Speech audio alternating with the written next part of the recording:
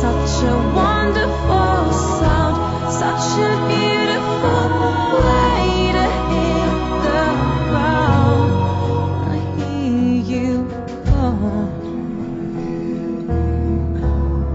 through the echoes of my mind.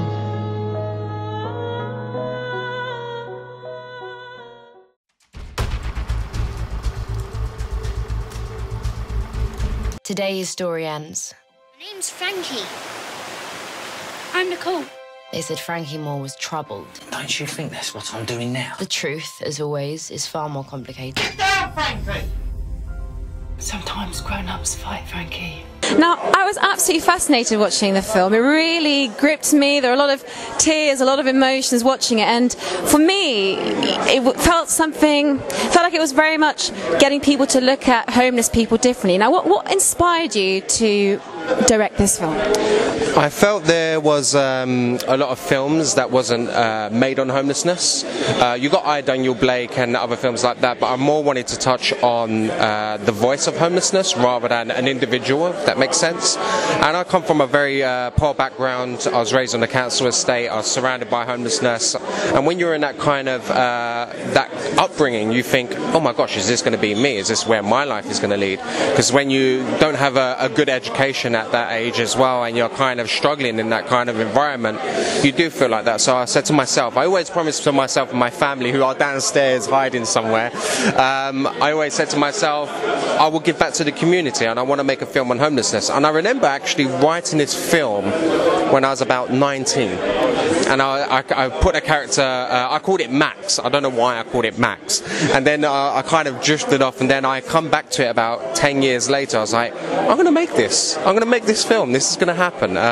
So that's where a lot of the inspiration come from, and obviously to give the voice finally a voice and a home of a voice to speak about their stories. And we're going to be donating a nice portion of the film to homeless charities and homeless people around the world, and hopefully creating our own. So yeah, I think that's great, because I think it's also something that's on the rise at the moment. This isn't something that's going away. In fact, it's getting worse. And I often like to stop to talk to homeless people to find out about their stories, because what I've taken away from this film is the fact that actually all these people lived normal lives like everybody else and just got themselves into a bad spiral. So is this something you'd like people to take away from watching this? Yeah, I want people to walk away, and I want people to experience this film where they want to take action in their own way. And look, it's not saying give some money or do this and do that. It's even just a simple hello, acknowledgement, understanding that these people are humans. These people are real people. They're not pigeons, they're not dogs, they're real human beings, and every single one of them have a story to be told. And I think that's very, very important for me. It's quite interesting because when we had our cast and crew screening at BAFTA 195, I had a woman I invited down, Tammy Banks, who's a very good friend. She worked in Parliament for abuse. She had a charity of her own called Take Training, and yeah, she basically went out the next day and she said, your film made me go out and buy breakfast for loads of homeless people in the morning. And for me, that was like, wow, this film is actually doing what I wanted it to do, to take your actions in your own way. And yeah, that made me cry. It was like, wow, 4 years of hard work. If that's the only thing it does, it was worth it. But I'm sure it's going to do much more than that. So yeah. That's what art's about at the end of the day. It's about changing people's perceptions. It's about people taking action, and I suppose everyone can see themselves in, because it's humanity, isn't it?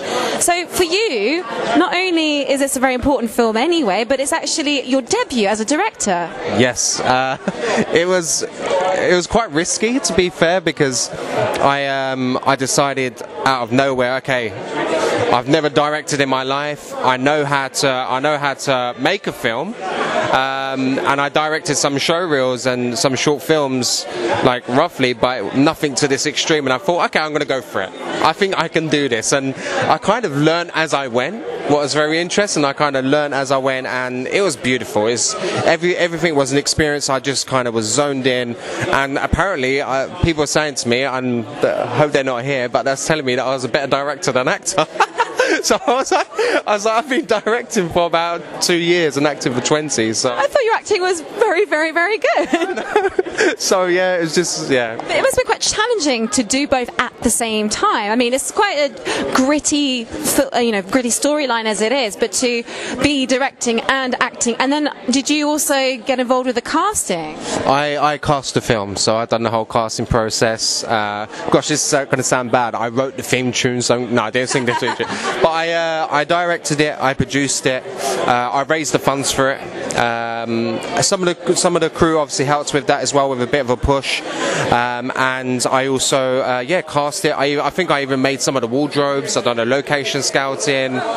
So the whole crew done a lot. It was pretty much like everyone was doing a 5-man band job, and it was hard, but we did it, and it was consistent hard work and hard graft and grit from everyone.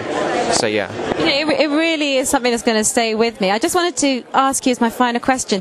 The little boy, Hector, now he's fantastic. How did you find him? How did you know that he was also perfect to play the younger version of yourself, of your character?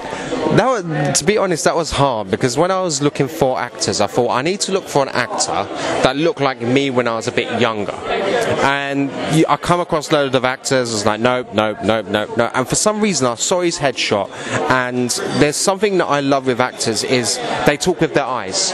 And Hector's photo immediately spoke with his eyes to me, and I was like, this is who I need to speak to right now. This is the guy. I got a feeling. So I contacted Hector's mum, Clarissa, very, very lovely woman, and Robin, the other half, and they were very supportive. And I said to Hector, I was like, can you do an audition of the E.T., what they did with E.T.? So he did the E.T. audition that Steven Spielberg done. I felt like it's my Steven Spielberg moment. I was like, you got the job, kid. And he done amazing. I was like, this is it. So we met for a coffee, and after we met for a coffee, Hector blew me away, and I was like, this is the guy. This is it. And on set, he was just amazing. He was absolutely amazing. He couldn't have nailed the job better than he did. So he has a lot of star quality. You can tell he's also going to go very far, and it's a very gritty storyline for a little kid to take on. And he's done amazing. He's just played the young Sherlock Holmes in Sherlock and Watson. He was in 4 funerals and a wedding. So he's 4 weddings and a funeral. Darker version. Yeah, it's a dark version. 4 funerals and 1 wedding. Who was it? But Hector done an amazing job. He's on fire, and he's got a big future ahead of him. He really, really has, and you should really speak to him after this as well. I can't wait to speak to him. Well, thank you so much for your time, and best of luck with it. Thank you so much. And I'm sure you will change people's perceptions all over. Thank you so much. It means a lot. Thank you. I would give anything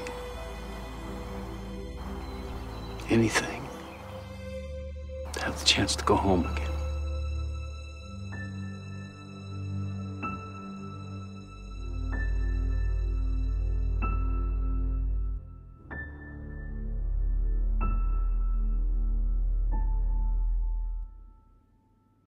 I'm here on the largest of the Balearic Islands, Mallorca, with the turquoise waters of the Mediterranean Sea, beautiful mountainous landscape, the thriving city of Palma, quaint little market towns, a growing number of luxury hotels.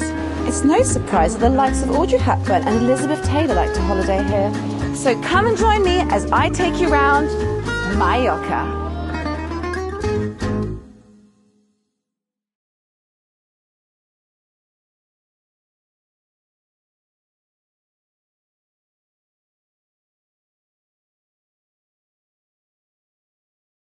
Thank you for watching The Fan Carpet. If you like this video, be sure to click that thumbs up button at the bottom of your screen. And also be sure to subscribe to the Fan Carpet YouTube channels. They're absolutely free and so much fun too. Be sure to check out the official website, thefancarpet.com. Also, you can follow us on Facebook, Twitter, and Instagram to stay up to date with reviews, competitions, the latest news, and so much more.